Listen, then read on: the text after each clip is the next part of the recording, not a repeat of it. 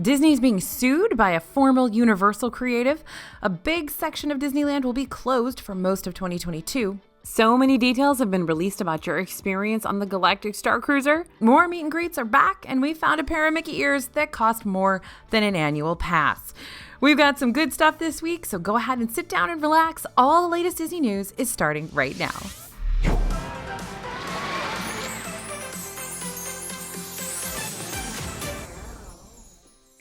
Hey everybody, it's AJ for Disney Food Blog. New details have been released about lightsaber training, the sleeping situation, dining, and the characters you'll meet on the Galactic Starcruiser.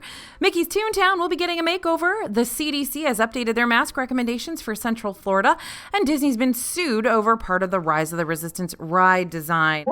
Let's start with more details about the lightsaber training on the Starcruiser. We are just a few months away from the opening of the Star Wars Hotel, Star Wars Galactic Starcruiser. One of the most anticipated parts of the experience is the ability for guests to train with a lightsaber. In essence, this is how the training is going to work. There will be a laser that will shoot out from a wall-mounted training station. That laser is going to point at a specific spot, and it will be up to you to move your lightsaber toward that laser. So think of it almost like a whack-a-mole type game where you're trying to meet the laser as quickly as you can with your lightsaber. Guests will need to know that the lightsabers used for the training are not the super cool ones that Disney showed off previously that emit and retreat into the blade. That one will be used exclusively by performers. Instead, guests are going to be given a lightweight replica with a fixed blade. However, once guests power it up, it still has all the sounds and vibrations, but note that this training lightsaber will not be available for sale. But you won't just be able to use lightsabers as part of the training experience. According to StarWars.com, there will also be shields. It's possible these will be more beneficial and fun for those who are younger, as it's generally easier to block the laser with a shield rather than hit it just right with a lightsaber. Overall, the experience sounds super interesting. We've also got tons of new details on the food, the rooms, and other experiences in the Star Wars Hotel. So head on over to DisneyFoodBlog.com. It's all there. Now, that's not all we learned about this new hotel. New details have been shared about the Star Wars Hotel after select guests were chosen to test out the experience. Because of this, we've got a better idea about what it will feel like as you step aboard. When you first arrive, the launch pod will transport you from Earth to your ship. We already knew about that. The launch pod features a viewport in the ceiling that will show you hurtling towards the sky where the Halcyon Starcruiser awaits its next group of passengers, which kind of sounds a lot like the space elevator at Space 220. IGN notes that the Galactic Starcruiser is filled with all sorts of characters you can interact with. Some who will walk up to you with a question, some who will sit waiting to be approached, and others who will call attention to themselves. And it'll be your choice to either go see what the fuss is about or continue to sit back and enjoy your space cocktail. Your choices could lead to different situations, including a different quest in Galaxy's Edge or access to secret areas in the Halcyon. It seems that no two guests will have the same story experience. Speaking of characters, here's a look at some of the new crew members you'll get to meet while on board. There's Captain Ryola Keevan, Cruise Director Lenka Mock, Assistant Cruise Director SK620, and then there's also D309 and Lieutenant Harmon Croy. There are 100 passenger cabins, accessible from 4 decks that are designed for guests. And what about those bunk beds? They look pretty small in pictures, but several of those special selected guests mention that they are bigger than you think. According to StarWars.com, some rooms come equipped with built-in bunk beds that are actually large enough to comfortably sleep a 6-foot-tall adult. And as for the space food, well, Disney has already given us a little look into what we can expect, but now we know more concrete details. Let's talk about some of the new dishes coming to this hotel. First, a bubble waffle grilled cheese for lunch, served with a creamy tomato bisque soup dip to dip it in. Nerdists describe this as one of their favorite dishes, the bubbles giving the cheese beautiful pockets to get melty and perfect. There will also be ceviche with a tentacled twist and a pastry ball that is filled with curried chicken salad. According to Bloomberg, this could very well prove to be Disney World's best restaurant. And one of the most unique dishes was the miso-crusted salmon topped with a mystery ingredient that twisted and thrived on the plate. Sounds creepy, right? Well, the moving garnish is actually a bonito flake, which is a dried fish delicacy. The flakes are simmered, smoked, and fermented tuna, which react to the steam coming from the hot food, making them move around. Needless to say, this sounds like a very immersive experience, and we cannot wait for March. Stay tuned to DFB for more details as we learn more. All right, we've got full menus released for Festival of the Holidays. Get ready to celebrate the season with Epcot's International Festival of the Holidays, featuring some brand new menus full of things for us to try. Now, the 2021 Epcot Festival of the Holidays runs from November 26th through December 30th. During that festival, you can get food from a variety of holiday kitchens. Those are those food booths. In the World Showcase, you can sample cookies on the holiday cookie stroll and enjoy special holiday entertainment. And we're excited to see so much coming back this year to the festival that wasn't there last year, of course, but we are most excited about the new food and drinks. There are a bunch of new items coming to the festival, along with some returning favorites. In Germany, Bavaria Holiday Kitchen is going to serve a new German-style gold lager. At La Marche de Noël Holiday Kitchen in France, there are going to be several new things. They always bring it in France, like the Napoleon de Sémon Fumé and brioche, and the Bûche de Noël Chocolat Blanc. So we've got a white chocolate Bûche de Noël, which is a Yule log. Pretty excited about that. There's also strawberries with that one. And at Refreshment Outpost, get the new coconut pineapple cake with Dole Whip. Or you can try Midnight Lager or Nairobi Coffee Dark Beer. And some of our returning favorites include the frozen hot chocolate martini in France, turkey poutine at the Refreshment Port, and the giant tostada de chorizo in Mexico. Do note that some of the holiday kitchens from last year are not returning, including the Shanghai Holiday Kitchen.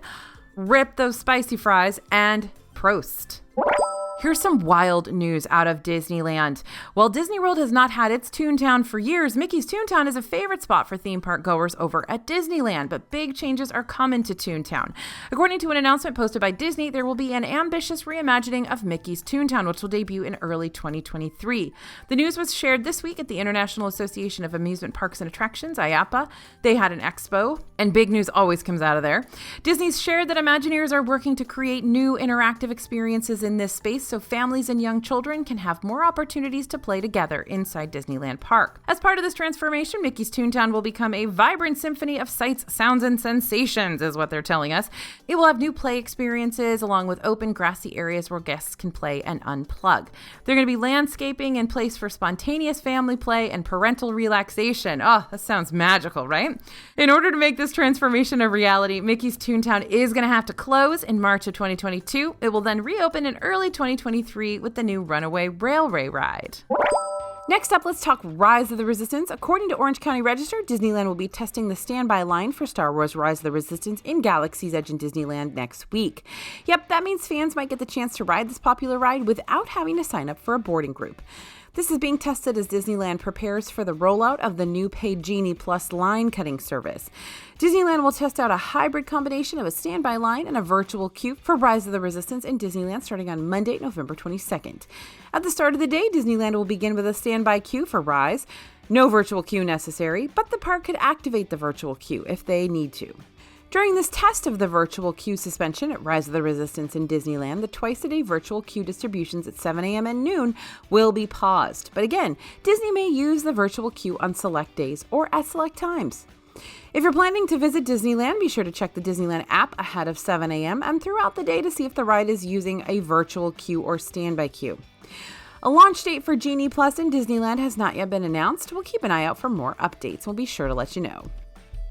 Now, the CDC has updated mask recommendations in Central Florida. This summer, Disney reintroduced the indoor mask mandate in accordance with Centers for Disease Control and Prevention guidelines. Now, the CDC's recommendations for the Walt Disney World area have seen an update. Data from the CDC has officially placed Orange County, Florida, one of the two counties in which Disney World is located, into the moderate tier of community transmission for COVID-19, down from the substantial tier. For counties in the substantial tier, it is recommended that everyone, vaccinated and unvaccinated, wear a mask in public indoor settings. In the moderate tier, however, only unvaccinated people are recommended to wear a mask in public indoor settings. Disney World is also partially located in Osceola County, which remains in the substantial tier of community transmission. At this time, Disney has not announced any changes to mask policies in the theme parks. You are still required to wear a mask indoors at all times. We'll keep a close eye on changing data patterns and for any news about the health mandates in Disney World. Now, with such a large company making so many leaps in the creative technology industry, Disney sometimes runs into legal disputes over creative ownership, and Disney's been involved in a lawsuit recently over a certain system in Star Wars Rise of the Resistance. According to Orlando Sentinel, Louis Alfieri, the chief creative officer of entertainment design company Raven Sun Creative and former Universal Creative, has filed a lawsuit against the Walt Disney Company over a patent for a themed drop ride mechanism. Alfieri claims that Disney used his patented design in Star Wars Rise Rise of the Resistance without compensation after he pitched the design to the company years earlier. The lawsuit was filed in Orlando's U.S. District Court last week. Alfieri's technology aligns with the portion of the ride where guests drop from the Star Destroyer in an escape pod towards the end of the attraction. His patent is for a vertically aligned amusement ride apparatus where the ride vehicle moves in sync with a screen to increase immersion for guests. According to the lawsuit, Raven Sun Creative submitted a proposal to Walt Disney Imagineering in 2014 for an Ultra Tower show experience that would use Alfieri's technology. The lawsuit alleges that Disney then used the technology in Rise of the Resistance, prominently advertising the new technology and profiting from the popularity of the ride. The lawsuit also notes that Raven Sun Creative notified Disney of the patent infringement in March 2020, and that Disney responded in November 2020 that they would continue to operate the ride without compensating the company for the alleged infringement. Further response to the lawsuit from Disney has not yet been publicized, but we will keep watch on this story and give you updates as we get them. Now, Disney just loves taking advantage of new technology to make sure guests have the best experience in the theme parks, and one of the latest additions to the My Disney Experience app is Disney Magic Mobile. This system acts as your ticket and allows you to enter the parks, connect Disney PhotoPass images to your account, and get you into the lightning lanes of rides. And now Magic Mobile has added a new feature. You can now pay for food and merchandise using Magic Mobile. So how it works is you can charge food and merchandise to the payment card on file at your Disney hotel room during your stay. You can use Magic Mobile or a Magic Band for these features, or you can use them interchangeably. So now you can do even more at Disney using just your phone, which can definitely be a more convenient option for some people, but will take a little getting used to for others. Now, if you're in Disney's Hollywood Studios, head on over to the Disney Junior Dance Party attraction area to find new meet and greets for 3 Disney Junior stars. You can hop in line to meet Pluto, Vampirina, and Fancy Nancy. This meet and greet is back for the first time since the parks closed last year. Like the other returning meet and greets in Disney World, guests still cannot hug the characters or ask for autographs, but you can get individualized time to talk with them and take photos. So although you still can't head into the Disney Junior Dance Party in Hollywood Studios just yet, at least the little ones can meet their favorite characters right outside. And on the other side of the studios on Grand Avenue, you can meet Minnie Mouse at Red Carpet Dreams once again. Though the My Disney Experience app shows it as temporarily unavailable, it was available yesterday. Note that the app also shows the showtimes and standby wait, despite saying it was unavailable. Over in Magic Kingdom, we found a princess out and about. While Enchanted Tales with Belle is temporarily unavailable, guests can visit the Enchanted Tales with Belle area to find Belle herself greeting guests. She's at a pretty decent distance away from the guests though, so keep that in mind. This is still sort of a distanced meet and greet. And finally, over in Epcot, another character meet and greet has arrived at the theater that holds the Disney and Pixar Short Film Festival. There you're going to find a favorite pal. The picture in the app showed Mickey, but by this wording, we assume the character you meet could change depending on the day. In this case, when we stopped by, we did find Mickey Mouse himself saying hello to guests. If you're hoping to see some of these characters and snap a few photos, now you can. Be sure to check the My Disney Experience app to see what's available during your visit. And let's talk Cirque. Cirque du Soleil has had a long partnership with Disney with their former show, La Nuba, running for almost 2 full decades in Disney Springs before closing back in 2017. Now, Cirque du Soleil is back in Disney Springs with a new show called Drawn to Life, which debuted this week. The new show has 10 different acrobatic performances that follow the story of a 12-year-old girl who needs to finish an animation project left by her Disney animator father after his death. We were there for opening night, and there was a pre-show that took place before the performance officially began, where John Stamos appeared before the performance to give a curtain speech. The CEO of Cirque du Soleil and the president of Walt Disney World also spoke before the performance to deliver brief remarks. Drawn to Life is a Cirque du Soleil show that is exclusive to Disney World, so you'll have to head to Disney Springs to ever take it in. Tickets are on sale now, and the show takes place most Tuesday through Saturday evenings.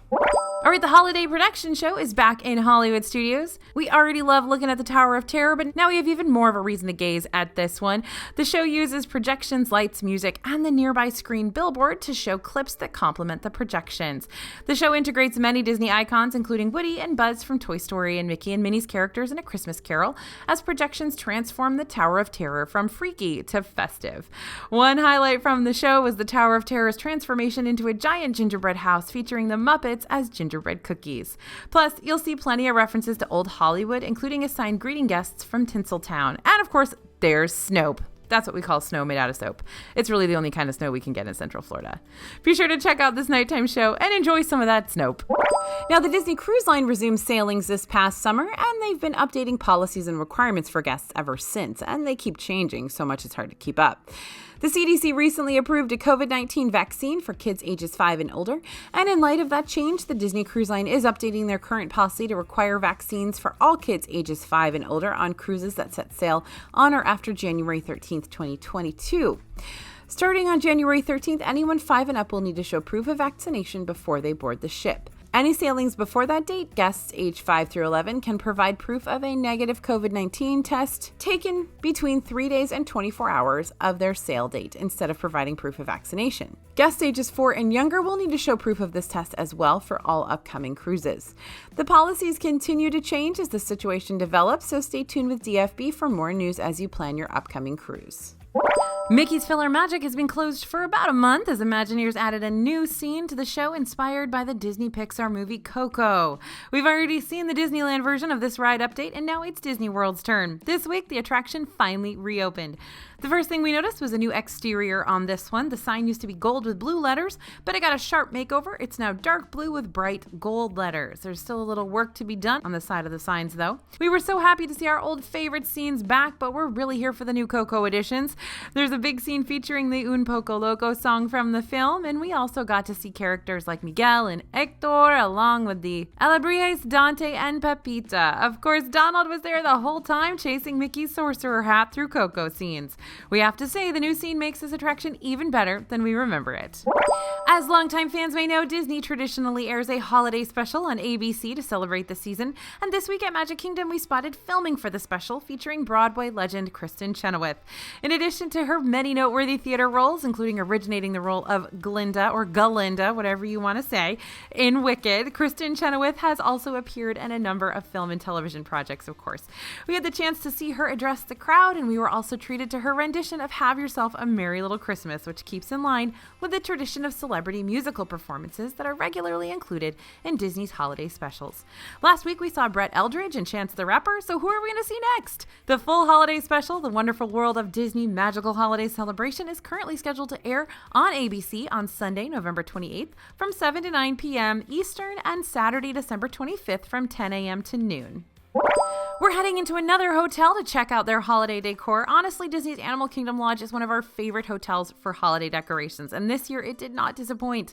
The huge Christmas tree in the lobby is back, and it's still decked out with really cool and unique ornaments. If you're visiting this hotel's lobby, and we think you should if you get the chance, take some time to check out the ornaments on this tree. There are African drums, patterned bows, intricately beaded ornaments, and more.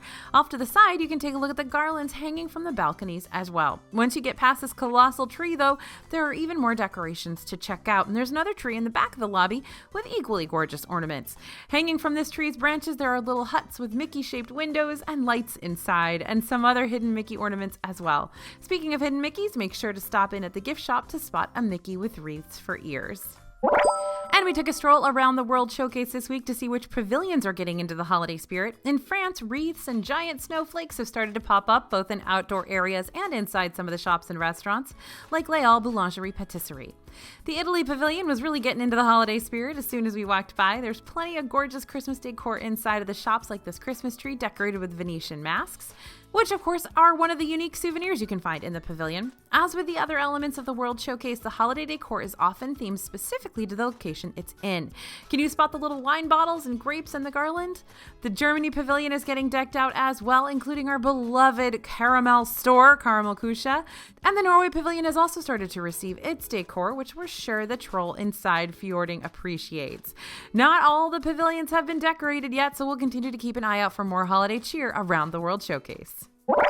Heading over to restaurant and snack news, let's talk about the Cirque du Shake. This is the Cirque du Shake from Vivoli Il Gelato in Disney Springs. It has strawberry gelato, cookies and cream gelato, a waffle cone that is half dipped in white chocolate and has gold shimmer dust, chocolate sauce, and whipped cream. Plus, there are sprinkles of strawberry, 2 lollipops, a pinwheel, and an umbrella on top. We did think this shake was cute, but it melted quickly, so it didn't stay cute for long. Also, be conscious of the wind if you're outside. That could cause some issues for your pinwheel. The combo of the strawberry and cookies cookies and cream gelato is a classic one and it's really good. But at $18, we can't say everything else it comes with is worth the price tag.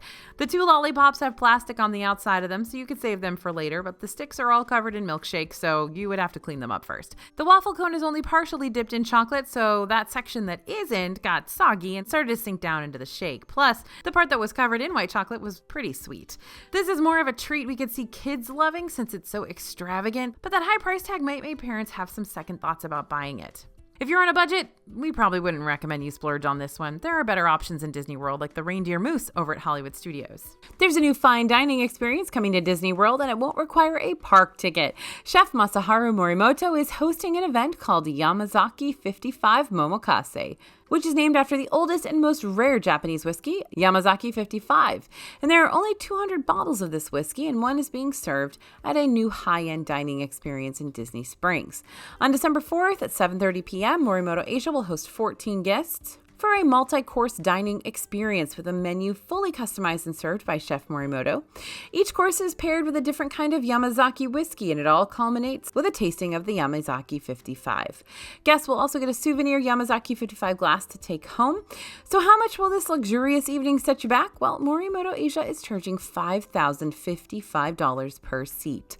It's clever that they incorporated the 55 from the whiskey into the price, but $5,000?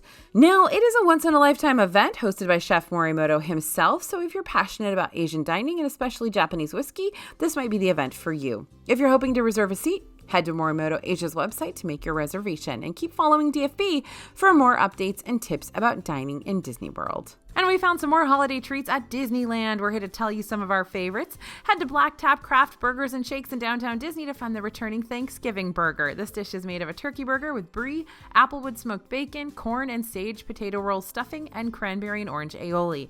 It is served with sweet potato fries this year. The burger's priced at $19, and you can pair it with the seasonal pumpkin cheesecake crazy shake if you're really looking for those fall flavors. Also available in Disneyland is the Holly Gray Stuff, made with the famous gray stuff, topped with holiday sprinkles and a white chocolate star.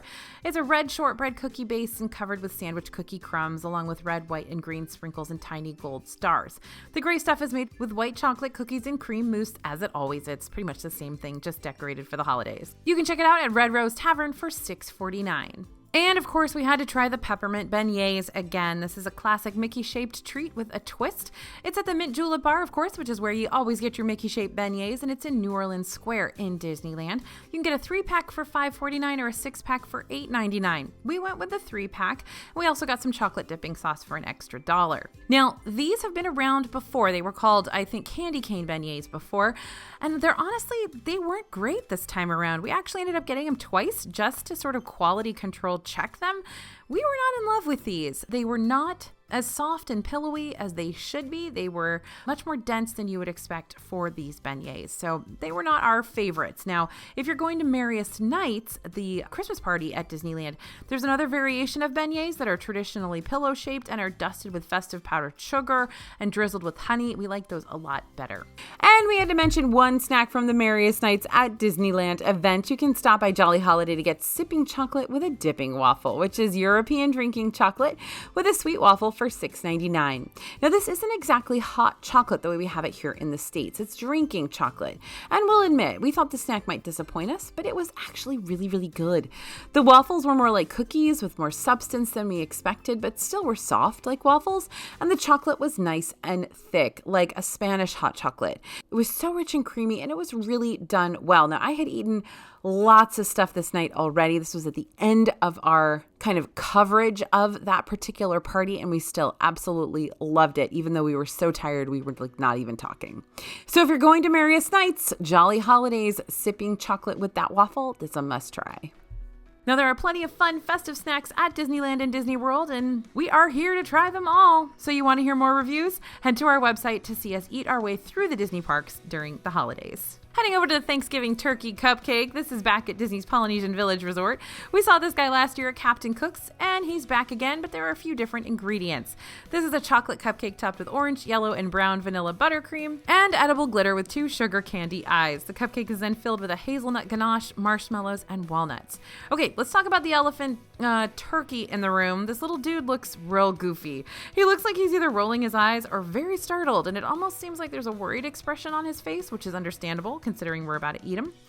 The actual cupcake, minus the icing, isn't too sweet, and the flavors are really nice together, but we do think they could have used some more fall flavors like pumpkin. The icing is super sweet though, and it will stay in your mouth, so be aware. If you're allergic to nuts, don't get this one, and be extra careful because this cupcake didn't have any info on it that said there were nuts inside. We actually didn't know there were walnuts in the center until we cut into it. You can get the cupcake right now until November 30th for $5.99.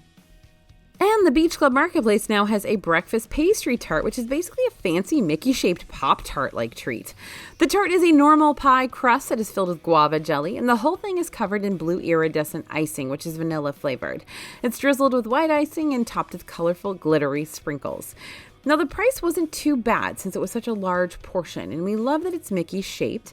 We thought it was really, really good. The pastry was super flaky and crisp, and you can tell the guava jelly is homemade. It was very tasty and not overpoweringly sweet, which is perfect because you get plenty of sweetness from the vanilla icing on top.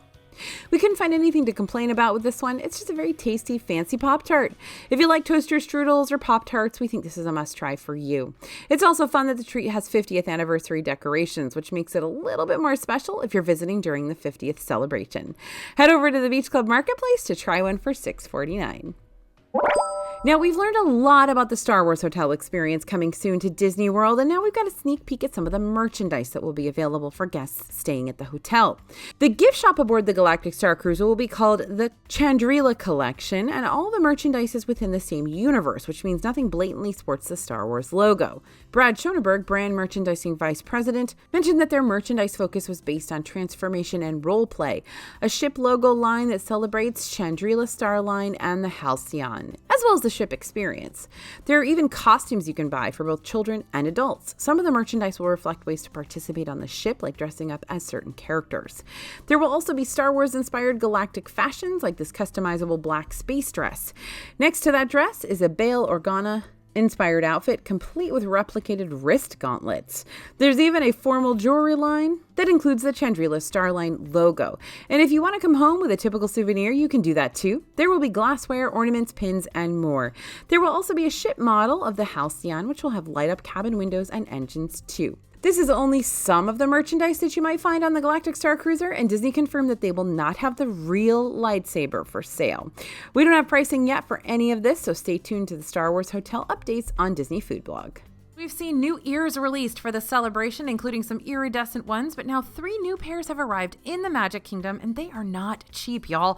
First up, we got the gold and black leather 50th anniversary Loungefly mini ears. This one has gold ears with the 50th logo and castle logo on them, as well as a black bow. These are going to set you back a cool $225. Next, we've got the bedazzled Minnie Mouse ears. Well, these are very sparkly and shiny, as they're covered in gold sequins and then topped with gold sequins in different shapes and sizes. The bows also feature a velvety bow in the center. If you want to grab this sparkly ear headband, it's going to set you back $750. And that's $750, not $7.50. But that's nothing compared to the bedazzled Mickey ear hat. This one is covered in gold sequins and then bedazzled with gold rhinestones in different shapes and sizes. Basically, it's the most extra pair of Disney ears we've ever seen. And this one's going to cost you a whopping $1,000. You can practically buy a Disney World annual pass with that kind of money. Florida residents or eligible Disney Vacation Club members actually can essentially buy a pass for even less than that. All 3 of these ears were available to view in cases in Uptown Jewelers in Magic Kingdom, but they were not available to see outside of the case.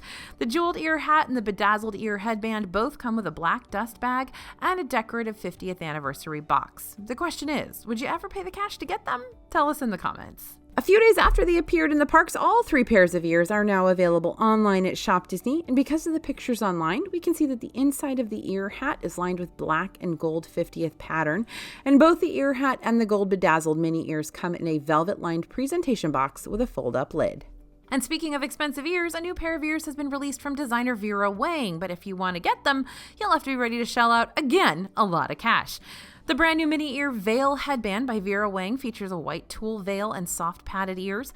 The veil itself is detachable and comes with teeth, so you can secure it to your hair if you want to. The ears themselves are encrusted with pronged crystals, and there's a big ivory organza bow and ribbon across them. These ears are a limited release and were designed by Vera Wang, who of course is famous for her wedding gowns. They even come with a certificate of verification and a black drawstring storage bag.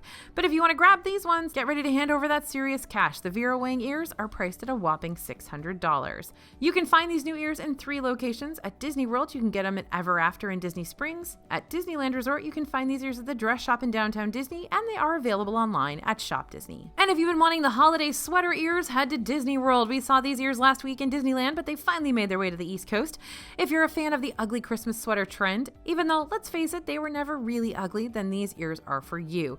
On one side, we've got Mickey all bundled up for the winter months over this super cute and super cozy knit background, and on the other side, we've got 2 Christmas cookies, one Mickey-shaped and one tree-shaped, over a super festive red ear. At least we think they're cookies. These ears are going to cost you $39.99 and are now available in Walt Disney World. We spotted them at the shops around Disney's Hollywood Studios, but keep an eye out in all 4 parks. If you won't be able to make it to the parks, not to worry, you can check these ears out on Shop Disney as well, for a few bucks cheaper. Over in downtown Disney at Disneyland, we headed to the Star Wars Trading Post to check out new Chewbacca Mickey ears. These ears are full of fuzzy brown fur, but don't worry, no Wookiees were harmed in the making of them.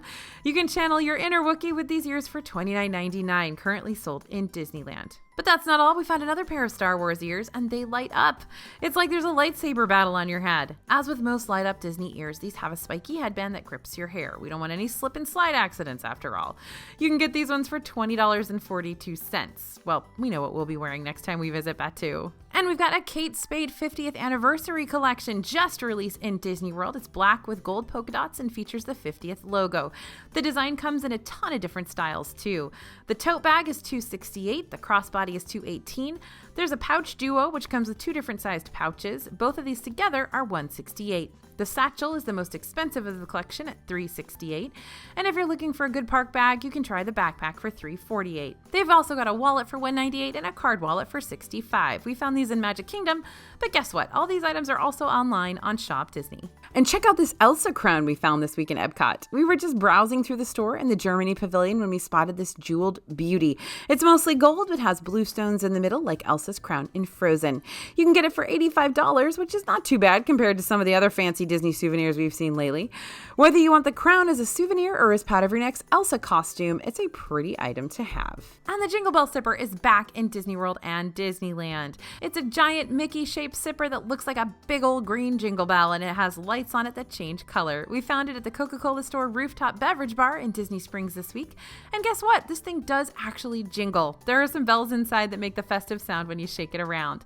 The strap is striped like a classic candy cane and has Mickey-shaped ornaments and holly along it. This one's $11, but you have to buy a drink with it, so head on over to the Coca-Cola store rooftop beverage bar soon to grab that sipper if you want it. You can also find it in multiple locations in Disneyland. And we spotted a new 50th Anniversary Tumbler in Magic Kingdom. The cup has a sparkly black and gold ombre pattern all around with the 50th logo on the front in gold. It has a black lid and straw as well.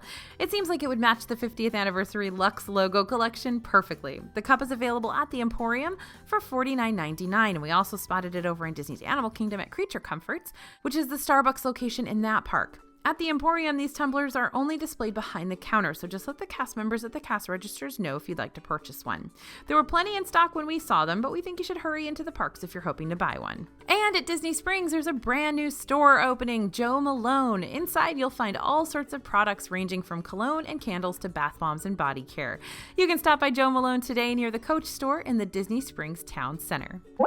And that's what we've got today for this week's latest news. Thanks for watching and thanks for listening. As always, I'm AJ for Disney Food Blog, and we'll see you real soon.